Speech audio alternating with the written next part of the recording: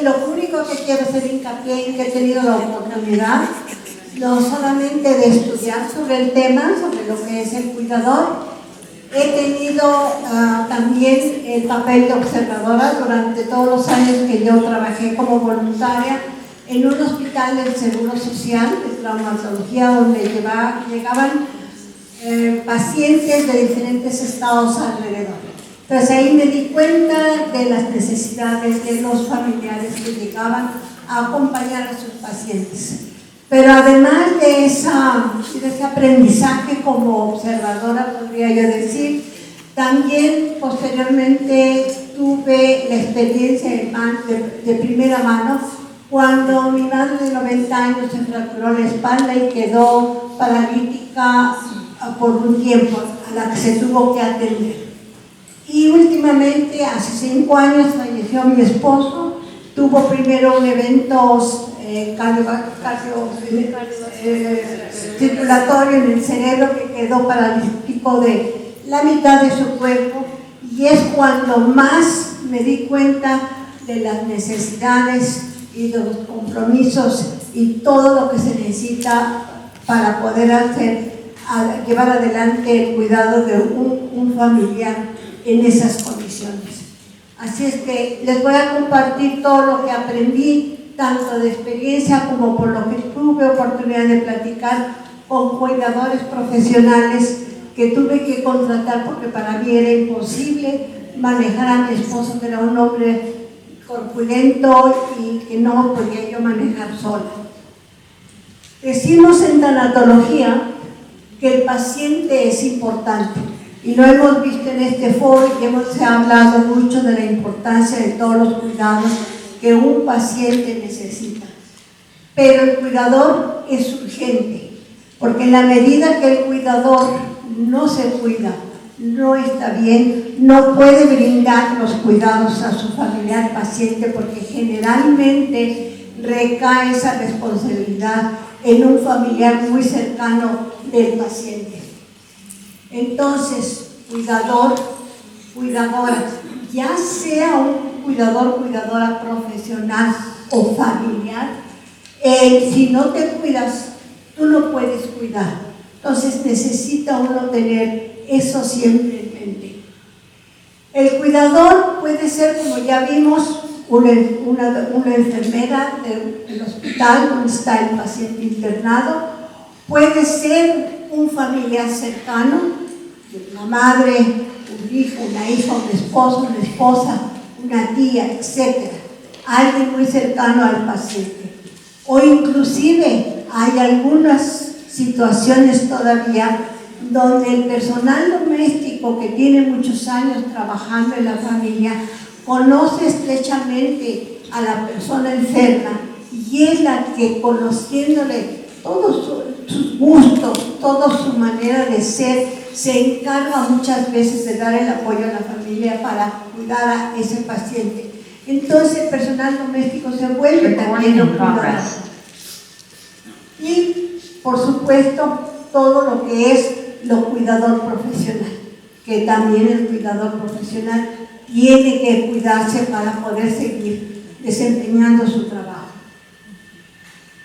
Entonces, el cuidador en una familia a veces es el cuidador profesional, pero en una familia generalmente, como dije, es un familiar muy cercano, se convierte en lo que se llama el cuidador primario, porque es realmente el que tiene el constante contacto con los médicos, con las citas de seguimiento que tiene su familiar, con las medicinas, con todo lo que es necesario organizar alrededor de su paciente.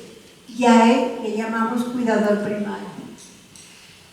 Tenemos, y como ya escuchamos anteriormente en alguna de las otras pláticas, el paciente es una atención centrada en la persona, porque a pesar de tener 2 personas con un mismo problema de salud, cada uno de ellos es diferente y tienes que ser la atención individualizada dependiendo de quién se trate.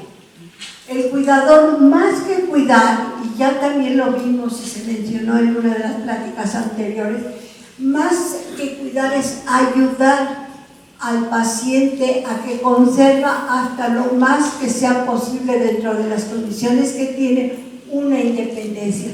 Ustedes pónganse también en el lugar de una persona enferma con un problema de salud. El estar dependiendo para muchas necesidades, que lo vuelva dependiente de otra persona también es muy frustrante, es emocionalmente muy difícil poder sobrellevar. Entonces, vamos a centrarnos ahorita primero cortamente sobre el paciente y sus cuidados. ¿Por qué por el paciente empiezo?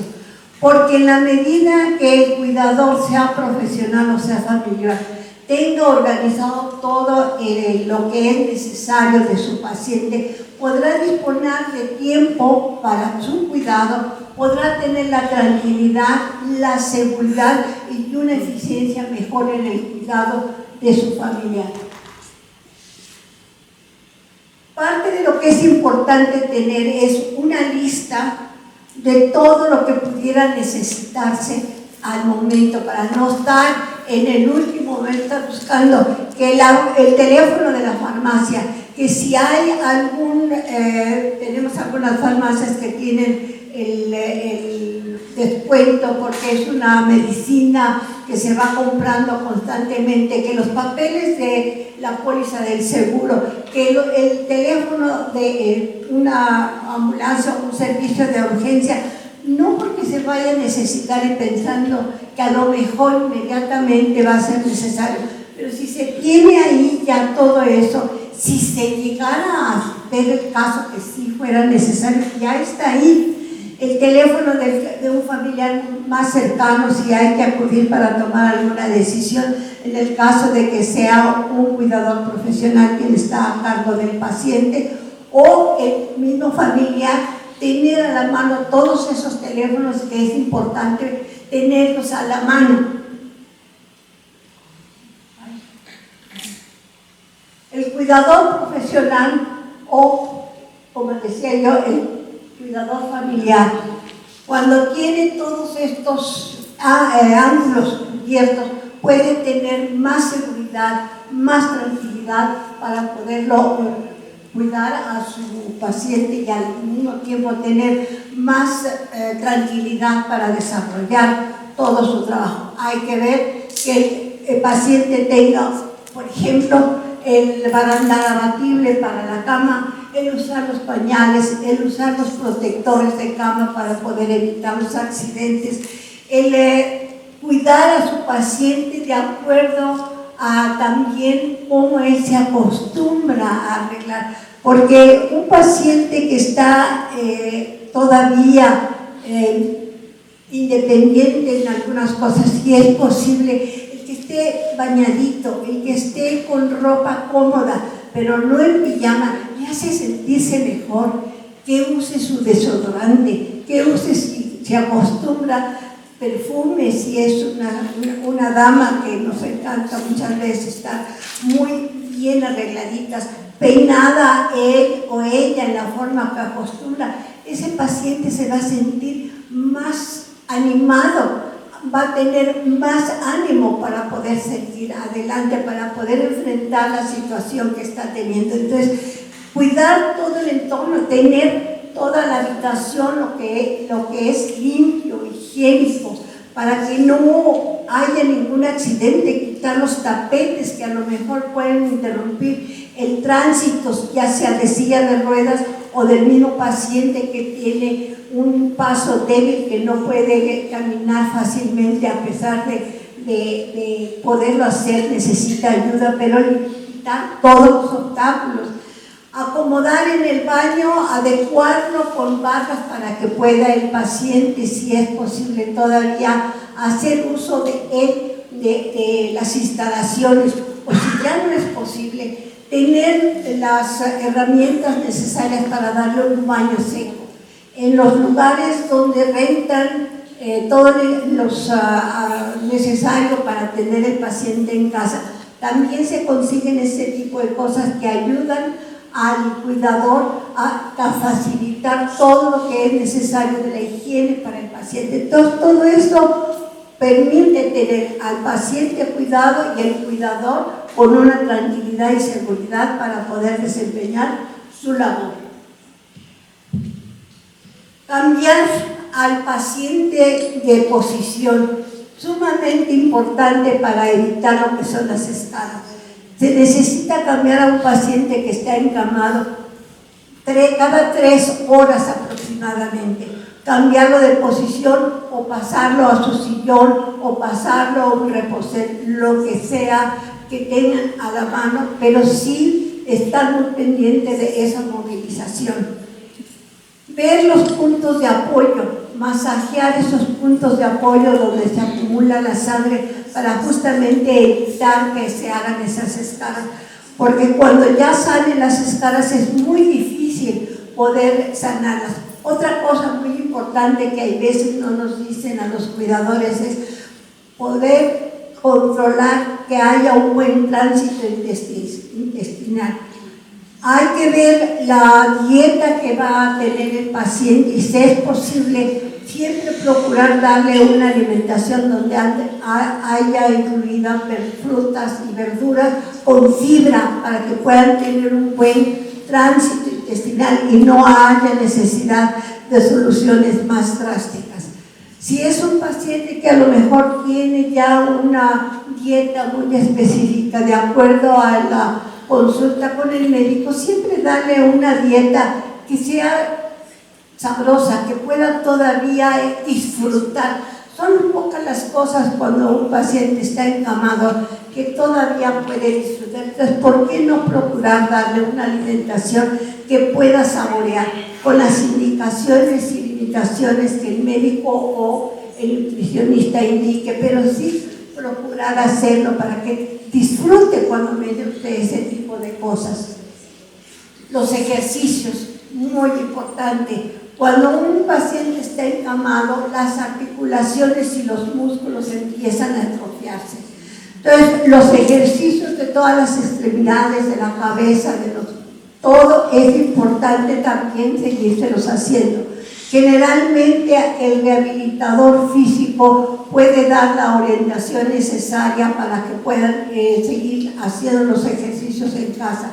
Normalmente se sugiere que sean por lo menos 3 veces al día para que esas articulaciones puedan seguir funcionando, ya sea que el paciente en corto, mediano o largo plazo pueda volver a ser independiente en sus movimientos, que cuando menos no esté atrofiada esa parte y pueda rápidamente recuperar esa independencia que tiene. Y si no, si da el caso de que ya el paciente esté en una etapa en la que es muy difícil que pueda recuperar esa independencia, aún así hay que hacerle movimiento para que no se le atrofie, para que no le duela cuando sea necesario movilizarlo.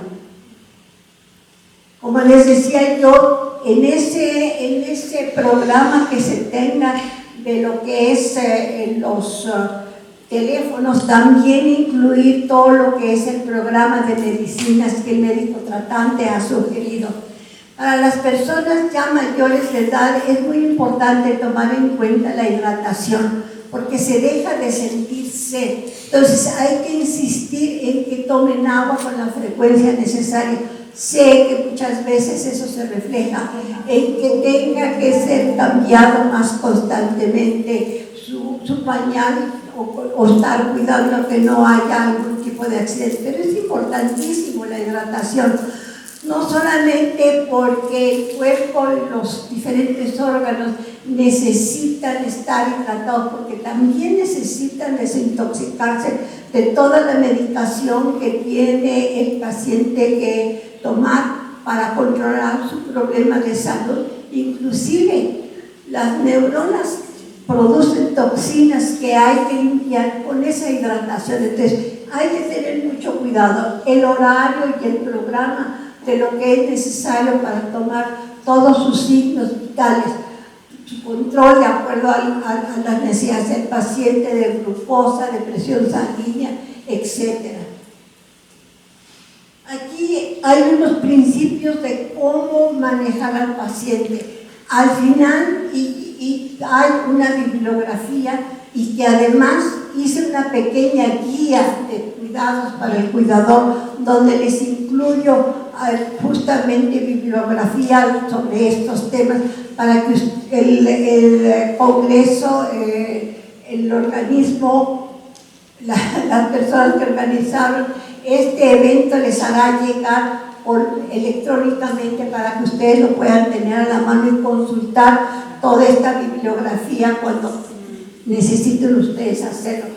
¿Por qué? Porque es muy importante y que ahorita lo vamos a ver más adelante. Aunque seamos familiar del paciente que estamos cuidando, hay que respetar su privacidad, hay que respetar también sus estados emocionales. Y si eres cuidador profesional, por mayor razón, tienes que dar ese espacio, esos diferentes estados emocionales que van teniendo el paciente con todo ese proceso que tiene que pasar, posiblemente para recuperar su salud, o no sabemos realmente lo que vaya más adelante a suceder. Pero hay que tener mucha empatía por esas emociones. Algunas veces el paciente está enojado por todo el proceso que está pasando. Recuerden que si el paciente está enojado, aún siendo un familiar, en sí no es hacia el familiar o hacia el cuidador con quien está quizás molesto. Es molesto con la situación que está viviendo y hay veces es muy difícil poder controlar ese malestar y desafortunadamente el familiar o el cuidador es quien a veces tiene que ver esos momentos difíciles y tiene que pensar que no es personal y que pasado un poco de tiempo va a recuperar nuevamente un estado de ánimo más equilibrado el paciente. Siempre, por favor, los cuidadores, consultar ya al médico tratante para saber las indicaciones que da. Ya sea cuidador profesional, ya sea familiar, cuidador, siempre es muy importante conocer la orientación y las sugerencias y seguirlas, lo que el médico tenga para su paciente. Quiero mencionar brevemente estas dos situaciones de personas que necesitan cuidado: el cáncer y la demencia y el infarto cerebral. ¿Por qué? Porque dado de que hoy en día nuestro promedio de edad ha aumentado, tenemos ahorita un promedio de edad aproximadamente aquí en México entre los 79 y 83 años. Entonces, ustedes imagínense una persona de 50 años, tiene todavía adelante por vivir aproximadamente 30 años. Entonces, las posibilidades, si no se cambian de hábitos de vida, es un porcentaje alto de que pueden llegar a tener alguno de estos problemas de salud con las consecuencias de tener la necesidad un cuidador. Entonces yo los insto a ustedes jóvenes que por favor tomen en cuenta esos cambios de hábitos de salud que puedan tener en este momento para llegar a edades avanzadas a las que les toque llegar, pero con una salud buena y que no tengan necesidad de convertirse ustedes en pacientes por alguna de estas enfermedades. Hay diferentes tipos de cáncer, como ustedes saben. Y aquí puse dos pensamientos, uno de una amiga muy querida que tiene ella como tercera generación, tiene cáncer de mama. Y ella dice, en el camino se quedan muchas personas, porque a veces no saben qué decir y algunas veces inclusive los cuidadores, por no tener su autocuidado, me ha tocado ver que fallecen antes que el paciente que estaban cuidando.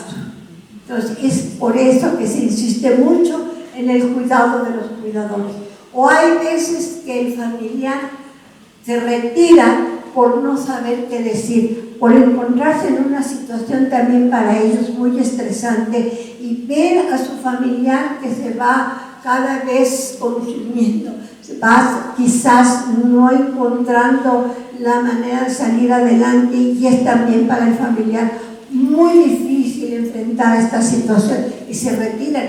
Pero el cuidador primario no lo puede hacer porque está a su cargo de ese paciente. Entonces, nuevamente la necesidad de que el cuidador piense en sí mismo, no por egoísmo, no porque no piense en su familia, sino porque es necesario para poder seguir dando el cuidado a su familiar querido. Los médicos también, justamente ahí lo que dice en ese breve comentario, es que ven que los familiares muchas veces, familiares de personas con problema de oncología, que muchas veces los familiares se quedan en el camino justamente por esa carga tan fuerte que tienen al tener a su cargo el cuidado de una persona, en este caso con cáncer, pero no es la única enfermedad que produce este tipo de problemas. Por eso, cuidador, cualquiera que sea tu paciente, cuídate, por favor. Tenemos aquí que cuando hay cáncer, específicamente en este momento que estoy comentando, tanto el paciente como el familiar muchas veces entran en negación, no pueden aceptar el diagnóstico, es muy difícil, es emocionalmente muy frustrante, emocionalmente muy desgastante. Tiene que haber, como en un duelo, que esto es un duelo, un tiempo, un proceso para que se pueda llegar a la aceptación. Hay inclusive pacientes oncológicos que hay veces ni siquiera quieren saber el resultado del cual sería el tratamiento y les cuesta mucho trabajo elegir cuál es el camino a seguir. Hay que tener mucha paciencia. Sé que no hay tiempo muchas veces por el desarrollo de la enfermedad, pero hay que comprender también que el impacto emocional es muy grande. Entonces, por favor, ténganle por favor paciencia, tranquilidad para poder seguir adelante. Hace un poquito, justamente, el 19 de septiembre, en el Reforma salió este artículo de esta señora Gina Tardini, de este señor Schwartz. Y es parte de lo que se mencionó hace poco, justamente aquí en el panel.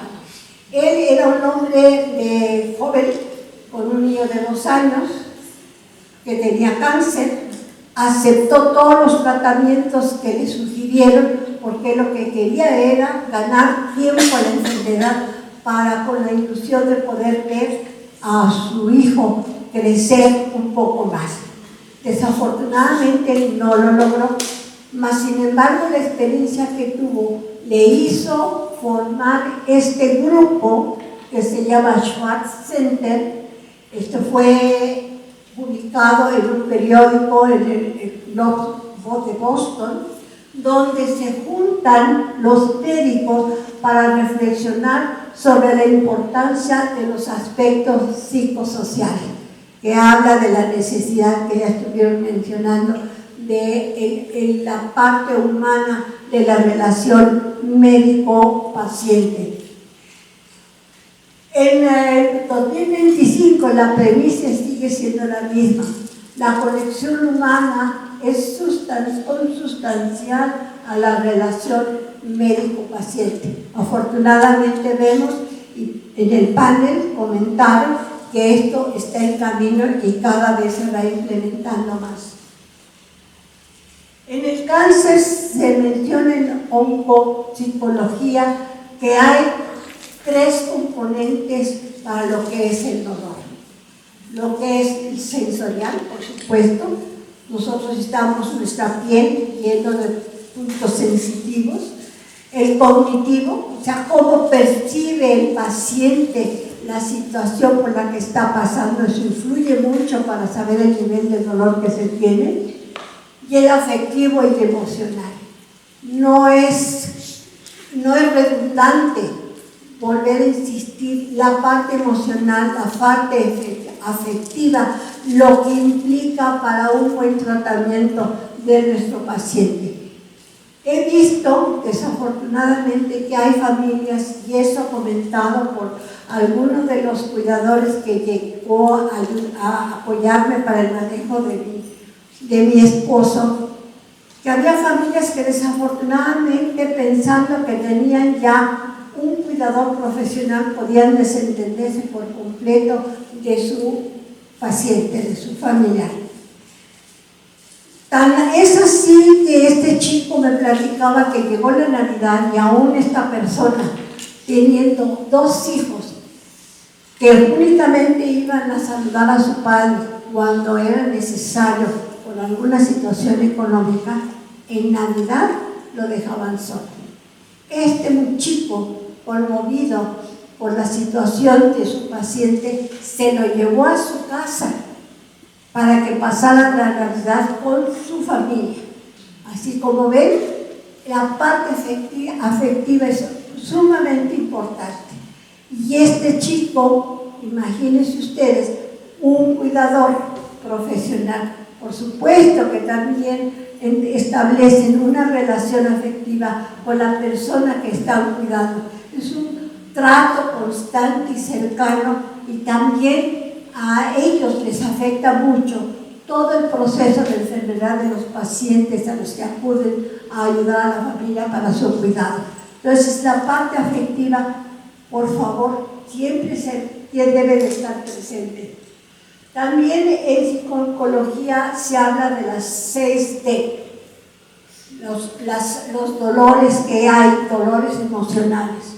La muerte, una parte que el paciente, lo que decía justamente, no morir solo. Sin embargo, hay una soledad, hay una especie de abandono, porque los familiares a veces tienen temor de estar cerca de su familiar en los últimos momentos. Es uno de sus miedos.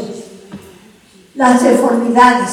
¿Por qué? Porque como vimos en una de las pláticas anteriores, cuando hay un cáncer en garganta, en cara, como vimos ahora en la parte del maxilar, que causa deformidades a pesar de la cirugía o aún sin cirugía, pueden ser operables, pero que quedan en alguna forma, alguna deformación.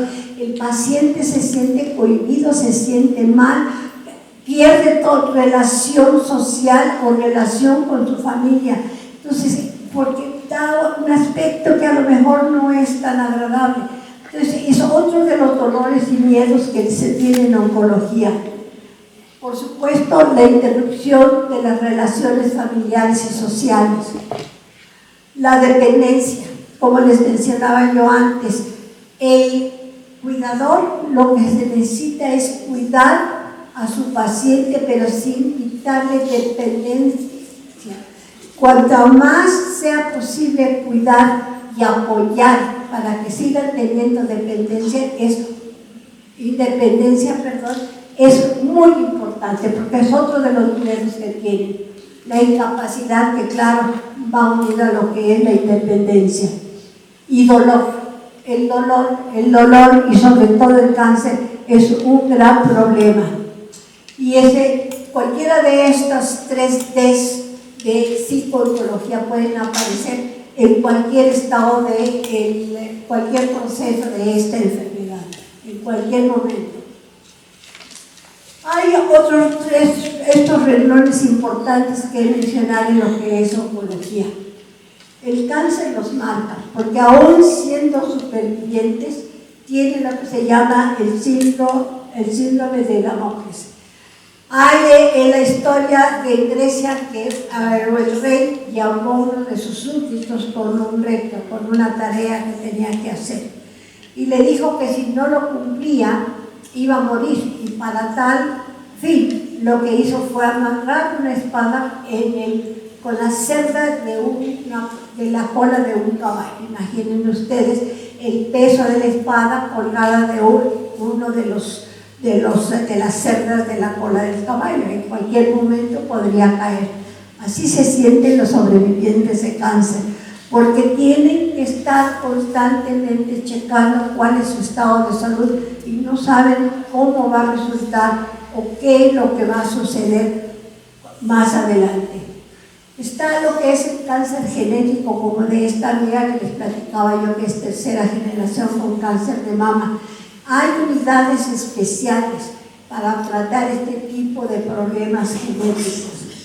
Y si ustedes tienen un familiar, no nada más con cáncer, pues cualquier otro tipo de enfermedad, si es necesario, procuren tener una segunda o una tercera opinión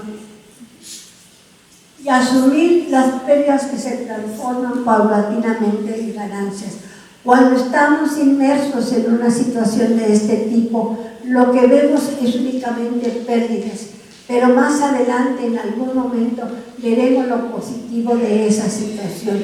Simplemente el poder darle un significado a la situación que se está viviendo ya es una forma de ganancia.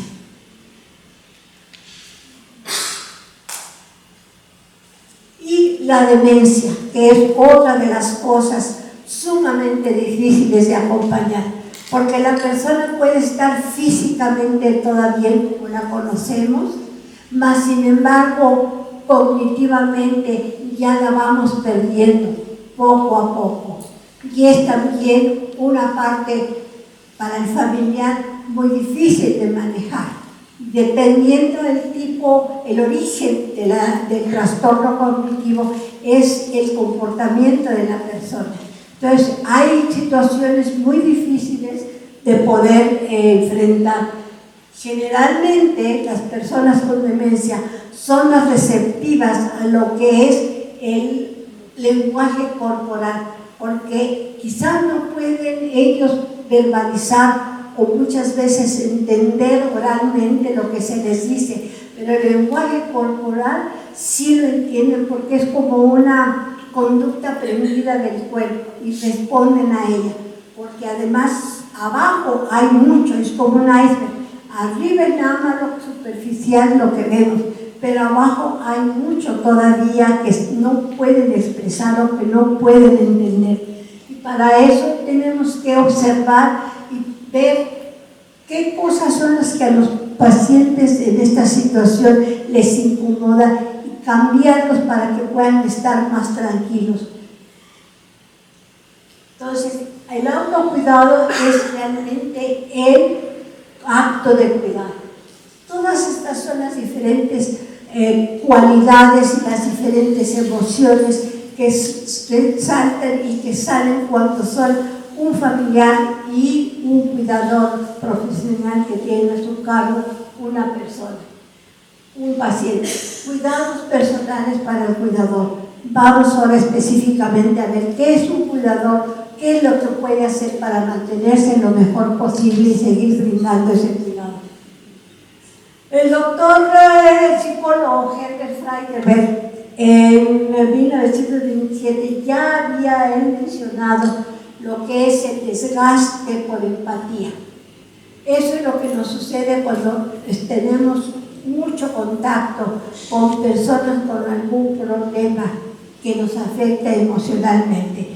Y esto de fatiga por empatía no es nada más para los pacientes, para los enfermeros, para los doctores, inclusive puede ser situación en un hospital que la persona de limpieza que pasa cuando está un paciente ahí encamado puede tener algún contacto con alguno de los pacientes que a lo mejor puede lo que se llama transferencia y contratransferencia y ver que a lo mejor el Señor le recuerda a su papá y de repente fallece. También él sufre un duelo y también es una fatiga por compasión.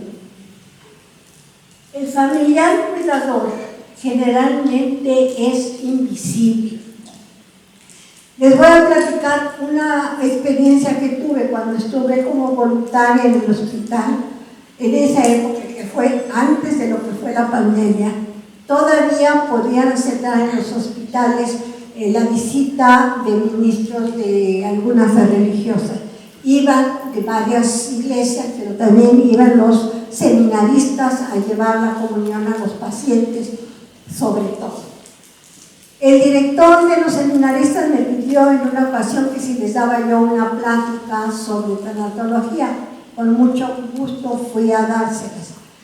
Preparé el material, di la plática y cuando terminé, que fue como un par de días, les pregunté a los seminaristas, bueno, ya he terminado, yo les agradezco que me han escuchado y llegó el momento de una evaluación. Pero yo no los voy a evaluar a ustedes, yo lo que quiero es que me evalúen todo lo que yo compartí con ustedes. Y lo que me impactó fue uno de los chicos seminaristas que me dijo, señora, lo que usted nos vino a platicar me hizo abrir los ojos. Porque nosotros cuando vamos al hospital a visitar a los pacientes, siempre preguntamos al paciente cómo se siente, cómo está, qué necesita. Pero nunca volteamos a ver al familiar que está ahí sentado junto a su paciente. Nunca. Dice, ahora ya sé que no solamente al enfermo le voy a preguntar, sino que tengo que voltear y ver al familiar que lo acompaña, cómo se siente, cómo está, qué necesita. Entonces, sí, los familiares, los cuidadores, sobre todo familiares, se vuelven invisibles. Y entonces el cuidador también empieza a tener todo este tipo de emociones.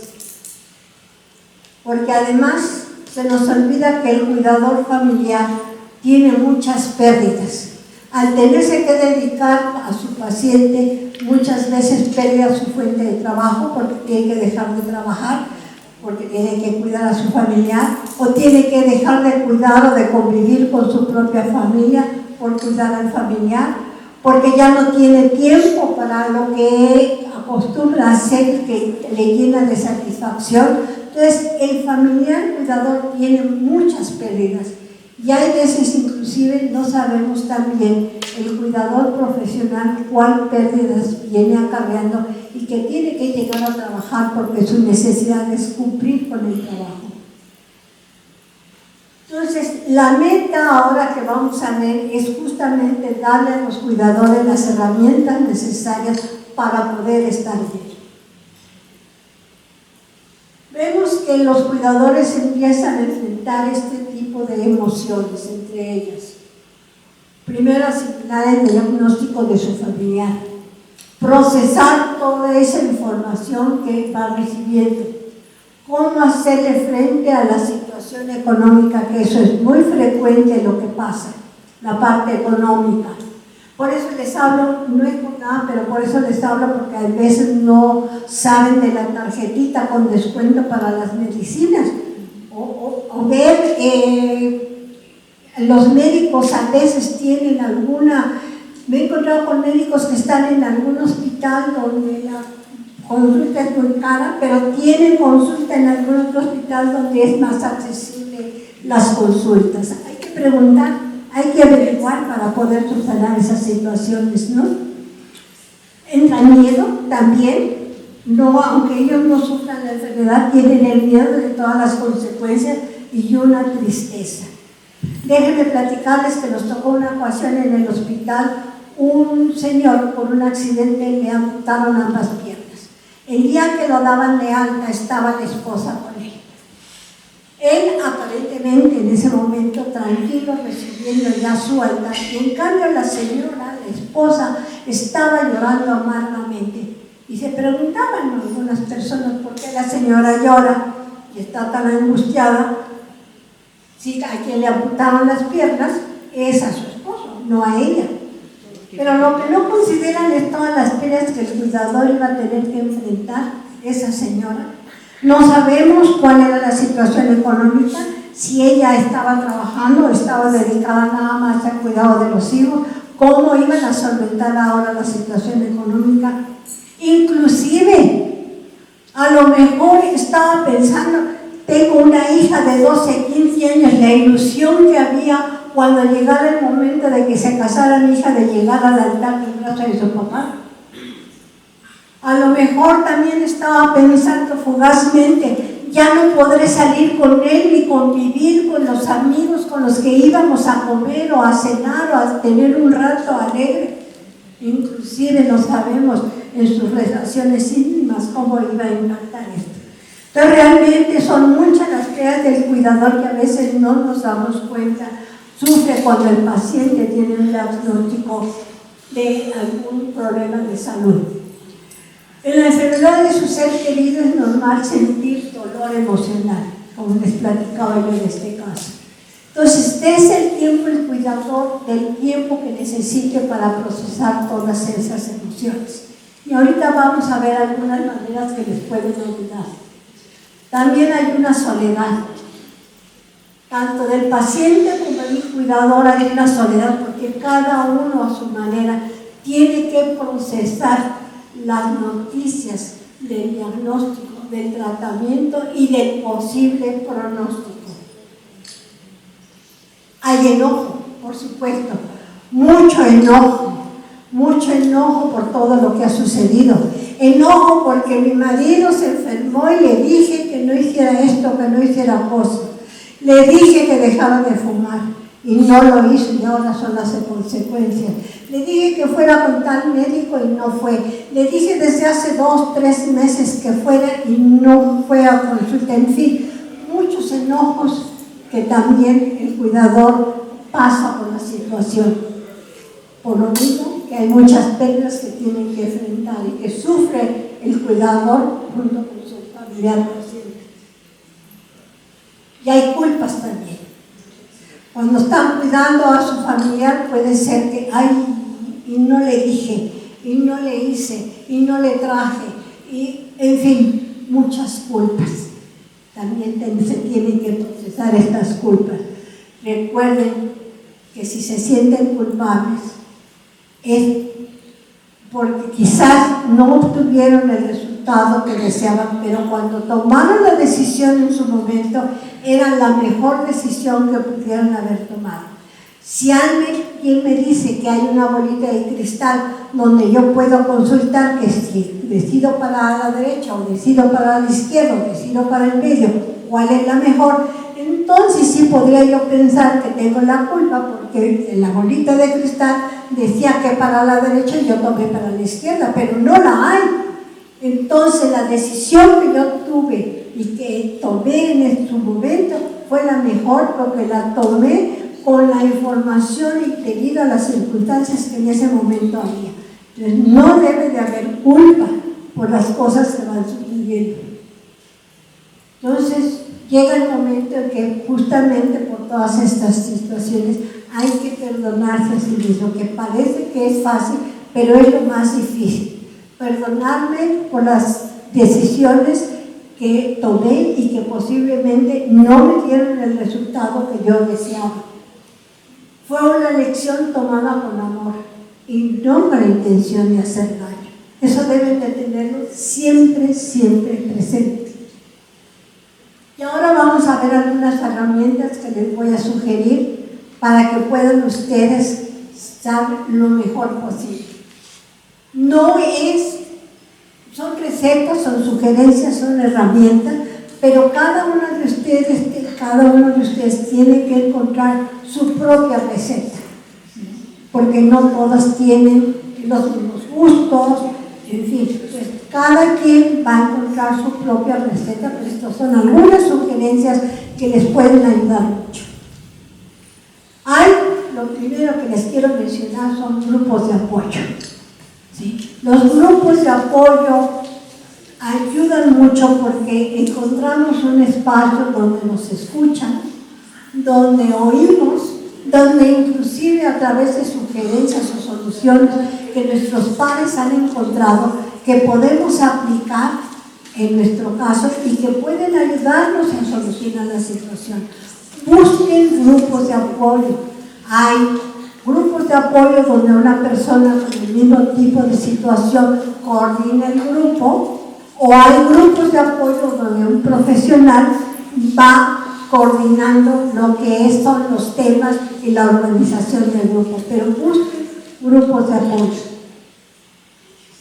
No dejen de pedir ayuda. Verdaderamente sí he conocido casos donde el cuidador fallece antes que el paciente enfermo. No dejen de pedir ayuda. Hay veces que aunque sea con pequeñas cosas pueden ayudar. Pueden encontrar el trabajo social, pedir ayuda, en los amigos, en los vecinos. Hay veces nos encontramos viviendo en un lugar donde no tenemos familiares cercanos, pero si hacemos alguna relación con alguno de los vecinos, y hasta cosas tan sencillas como recogerme a los niños en la escuela, o recoger la ropa de la tintorería, o ayudarme a sacar la ropa de la lavadora y doblarlo. Parecen cosas simples y sencillas, pero cuando el cuidador no tiene tiempo para esas cosas, son de mucha ayuda a lo que es un ministro de la iglesia. La iglesia a la que ustedes vayan, a los que la fe que ustedes tengan, pero hay ministros o sacerdotes que quizás también les puedan brindar una ayuda, un consejo, un apoyo, pero lo importante es no dejen de pedir ayuda. Generalmente a veces el cuidador piensa que él es el único que puede brindar la ayuda que necesita su familiar. Eso no es así. Siempre podemos encontrar algún apoyo, algún consejo que nos pueda permitir tener un poquito de tiempo para nosotros. Esto parece sencillo, pero no saben lo importante que es. Cuando yo fui a comprar mi faja, desde un inicio, cuando mi esposo quedó dependiente de nosotros, el mismo señor, la tienda donde yo fui a comprarla, era una tienda donde yo iba con frecuencia por plantillas para mis hijos y demás, me dijo: señora, cuídese, porque me ha tocado ver aquí que llegan familiares después de que su paciente falleció, muy mal de la espalda, lastimados, que necesitan operación. Y desafortunadamente vi que aún los cuidadores profesionales llegaban a casa y le decían: ¿dónde está tu faja? Tenía que cargar a mi esposo. ¿No tienes faja? Pues sí, y no la trajiste. No, la dejé en mi casa, te presto la mía, pero trae la tuya también. Entonces, cuidadores profesionales, también ustedes tienen que cuidarse, porque también ustedes sufren físicamente con el trabajo que tienen al movilizar a los pacientes. Con la neurociencia son estos los 4 pilares que sugiere para poderse cuidar bien.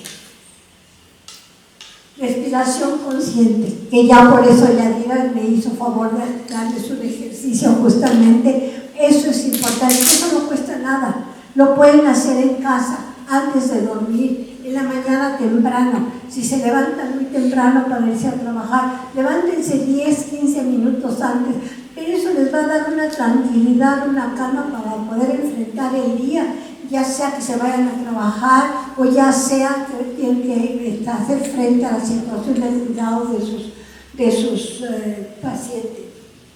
En la gestión del pensamiento. Esto de veras parece una receta, también no cuesta nada y lo pueden hacer. En la noche, antes de dormirse, piensen en 3 cosas positivas que ese día les hayan sucedido.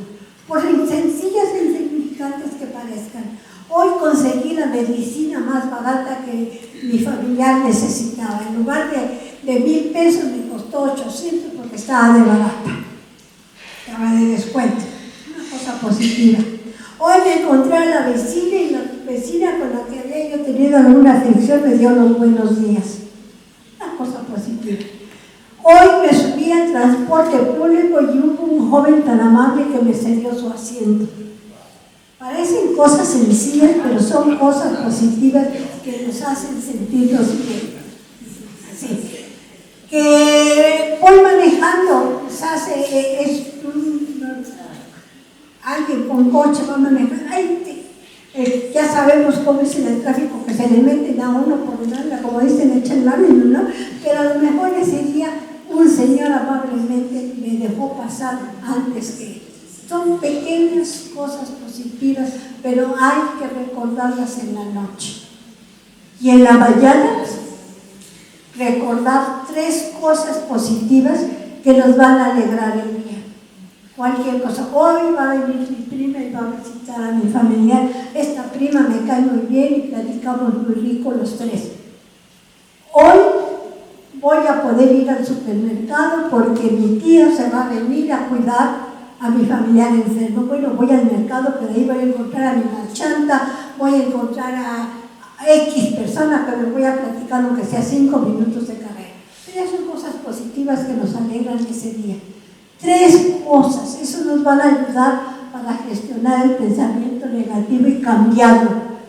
Pero si lo hacemos constantemente, lo hacemos como una práctica, verán cómo les ayuda a ver las cosas de una forma diferente. Y la atención plena, percibir con todos los sentidos. Eso también es muy fácil de hacer. Les sugiero que en el momento que puedan, tomen un plátano, una mandarina, una fruta, y en vez de pelarlo y comerlo rápidamente, se tómense un poquito de tiempo y disfruten desde el momento de empezar a pelar la mandarina o el plátano, cómo empieza la fruta a despedir el aroma, cómo se siente la cáscara, dan el primer bocado, cómo se siente esa pulpa del plátano dentro de mi boca, cuál es el aroma que empiezo a percibir. Y si lo hacen eso con todos los alimentos, tomándose un poquito de tiempo, van acostumbrándose a hacerlo todo con conciencia plena. En vez de sentarme a comer, a lo mejor ese día es día de pecadito y se comen unos buenos tacos de barbacoa, disfrutarlo, comiéndoselos con conciencia, el sabor, el aroma, la salsa. ¿Sí? Diario personal de resiliencia. Es enfocarse en lo positivo, es lo que es la escritura terapéutica. Eso ayuda a desahogar las emociones, pero también nos ayuda a ver lo positivo que podemos encontrar en nuestro día a día. Sueño reparador. Sí, sé que es difícil, es cuando tiene uno un paciente familiar al que cuidar, pero sí es posible conseguir que alguien de la familia, aunque sea una noche, vaya a cuidar a nuestro familiar. Podemos disfrutar de una noche de un sueño largo y reparador. Que me despierte en la madrugada, ese día tómense un tecito de valeriana que les va a ayudar a conciliar el sueño y a dormir bien.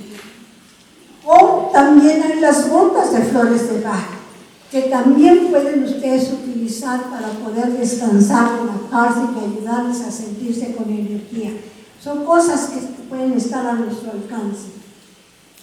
El ejercicio físico, ya sea quien tenga oportunidad quizás a ir al gimnasio, pero si no, hacerlo en la casa. Yo hago en mi casa porque luego a veces no puedo ir a un lugar donde pueda yo hacer ejercicio. Me paro más temprano y hago generalmente 1 hora de ejercicio, porque sé que me va a ayudar tanto para el cuerpo como para ese día. Sentirme bien, sentirme con el vigor, sentirme con las ganas. Claro, lo mejor es poderlo hacer acompañado, pero si no se puede hacer acompañado, solo también es muy beneficioso. ¿Cómo se produce la serotonina? La serotonina es una hormona que regula el estado de ánimo, la ansiedad, la estabilidad emocional y el bienestar general. El sol no nos cuesta. Podemos salir y tomar un rayito de sol que nos va a ayudar a la serotonina y al mismo tiempo nos va a ayudar a fijar el calcio en los huesos. Entonces, procurar tomar un poquito de sol, si es posible, y tengan nada más la precaución de ponerse un bloqueador en la cara, porque también el sol en ciertas horas no es tan benigno para la piel. Comer plátanos, huevos y nueces son alimentos que tenemos a nuestro alcance y que nos ayudan justamente también al estado de ánimo. La yoga, la meditación, la relajación y nuevamente lo que es el ejercicio y el sueño. Todas estas son cosas que podemos llevar a cabo y que nos ayudan a producir la serotonina, que nos van a hacer sentir mejor. Caminar descalzos en el pasto. 10, 15 minutos, que no tengo jardín en mi casa, pues vete a un camellón cercano que esté en tu casa, te quitas tantito los zapatos, no importa lo que la gente diga, simplemente aprovecha esa posibilidad de caminar en el pasto 10, 15 minutos descalzos. Eso te va también a relajar, como que se conecta uno nuevamente con la tierra. Comer equilibradamente. Evitar lo más que se pueda lo que es la ingesta de carne roja. Procurar comer frutas y verduras y una comida equilibrada. Pero además, el aguacate, la coliflor, la col morada, las lentejas que son tan ricas y que las pueden cocinar de diferentes formas, la garbanza, el chocolate oscuro, son alimentos que ayudan a no sentirse deprimido. Eso lo podemos hacer fácilmente en casa. Y ser positivo. Por eso es importante la gestión del pensamiento. Ver las cosas positivas que podemos tener a nuestro alcance. Y nuevamente, como nos han dicho los otros ponentes, lo que es el amor, expresar palabras cariñosas, dar caricias, abrazos y besos. Es sumamente importante. Tiempo para tener ese recuerdo con el familiar. Hay veces que no nos acordamos de preguntarle a mi mamá, a mi papá, a mi familiar enfermo, oye, ¿cómo fue de chiquito? Por decir algo, ¿qué travesuras hacías? Algo que empieza a tener una conexión todavía más íntima con ese familiar. ¿Sí? Escuchar. A veces repiten las cosas, tener paciencia. Con el amor se puede oír 3, 4 veces quizás lo mismo, pero escucharlos. Dar esos cuidados que quizás recibimos con ese familiar en otros tiempos. Les cuento el caso de un chico de Mérida que tiene a su mamá con demencia y tenía muchas fricciones. Hubo cambios en el comportamiento de él y claro, la respuesta de la mamá fue diferente. Y se reía y dice, ya no discuto con mi mamá, ya se deja inclusive bañar, ya hasta yo aprendí a ponerle el brasier. Cosas íntimas que a veces pensamos que no es posible, pero con cariño, con amor, cuando tienes un paciente enfermo, se logra hacer. Perdonar los errores. ¿Quién no ha cometido algún error? ¿Quién no ha tenido una aflicción con un familiar? Yo creo que todos, porque somos dos cabezas diferentes que pensamos en diferentes direcciones a veces. Entonces, perdonarnos y pedir perdón por lo que nosotros también podamos haber molestado o herido a nuestro familiar. Los abrazos, no olvidar las frases de amor, esos abrazos. Fíjense que tengo una amiguita, compañera de tanatología, que sus papás eran del campo.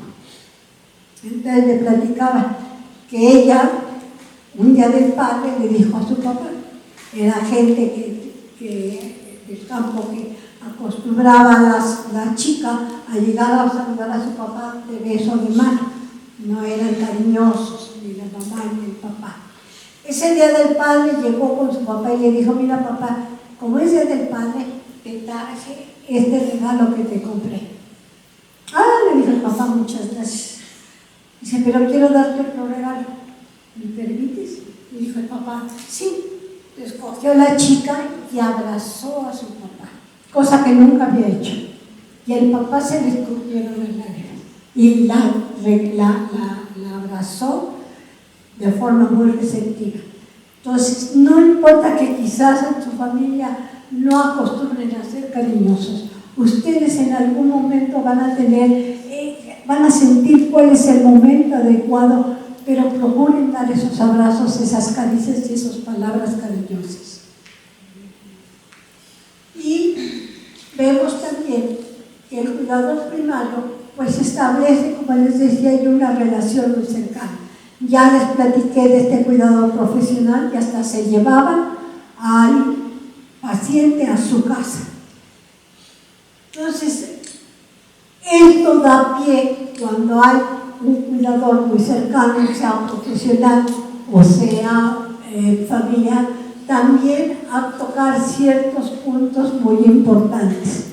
El testamento legal, que muchas veces los familiares no lo tienen previsto, hay que sugerir que lo hagan para evitar cualquier fricción o cualquier problema posteriormente. Y ya oyeron también lo que es la voluntad anticipada. Muchas veces el familiar que ya quizás se encuentra ya en etapa terminal no desea que fulanito, perenganito esté junto a él por X razón. Tratar de solventar esa situación de que haya esos perdones, pero qué mejor esa voluntad anticipada que se pueda hacer justamente anticipadamente, ¿no? Quiero este tipo de ritos religiosos, no quiero que me entierren, quiero que me incineren, no quiero que me incineren, quiero que me entierren, quiero que sí venga el sacerdote, no quiero que venga el sacerdote, X cosa, lo que sea que él decida, pero es mejor hablarlo antes y no esperar hasta los últimos momentos. Y el duelo anticipado. El familiar y también el cuidador profesional, cuando viene ya próximo un deceso, están en etapa terminal, viene lo que es el duelo anticipado. Empiezan a estar con ese proceso porque ya ven que viene un final y viene, por supuesto, después del duelo. El duelo anticipado inclusive también es cuando hay situaciones, por ejemplo, de un secuestro. En un secuestro hay un duelo anticipado porque no saben si el familiar va a regresar o no va a regresar y empieza un proceso de duelo también. Ya como último, quiero dejar este pensamiento del doctor Jorge Gómez Calle. Él dice que hay 3 puentes. El puente del pasado, como vimos muy importante, es el perdón. Perdón hacia el otro y perdón a mí mismo y pedir perdón del otro. La gratitud es en el presente, porque realmente si no hacemos las cosas con conciencia plena, no vemos realmente el regalo que tenemos el día de hoy, porque estamos pensando en el pasado y no disfrutamos lo de hoy. Y lo mismo sucede con el futuro. Si estamos angustiados y pensando en el futuro, dejamos de disfrutar lo de hoy. Y por eso hay que tener confianza. Confianza en que en el futuro van a estar bien las cosas. Muchas veces aquí la loquita de la cabeza, como decimos, nos hace pensar aceleradamente que el año que entra, que dentro de 2 años, y algunas veces inclusive esas cosas que pensamos ni siquiera se llegan a concretar. Entonces debemos de tener confianza en el futuro para poder disfrutar el presente el día de hoy. Así es que esta es la bibliografía que van a tener ustedes en la guía que les van a hacer llegar, que ya tiene Paula, para que puedan ustedes tenerla como un recordatorio de las cosas que tienen que tomar en cuenta para poderse curar.